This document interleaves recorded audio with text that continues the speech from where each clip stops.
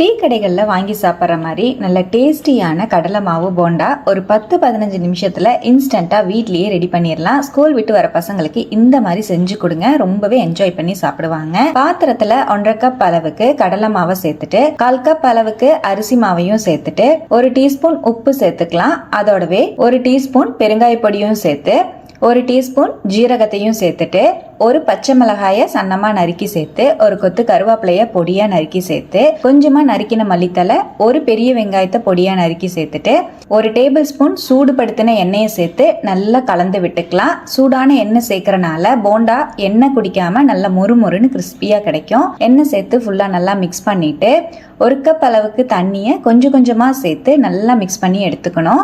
போண்டா மாவை இந்த மாதிரி கன்சிஸ்டன்சியில் கலந்தீங்கன்னா தான் சரியாக இருக்கும். ரொம்ப கெட்டியாகவும் இருக்கக்கூடாது, ரொம்ப தண்ணி மாதிரியும் இருக்கக்கூடாது. நல்லா இந்த கன்சிஸ்டன்சிக்கு மாவை நல்லா பிசைஞ்சு எடுத்துட்டு 1 பிஞ்ச் அளவுக்கு பேக்கிங் சோடா போண்டா பொரிக்கிறதுக்கு முன்னாடி சேர்த்து நல்லா கலந்து விட்டுட்டு கடாயில் ஆயில் சூடுபடுத்திட்டு நம்ம தேவையான சைஸுக்கு போண்டாவை போட்டு பொரிச்சு எடுத்துக்கலாம்.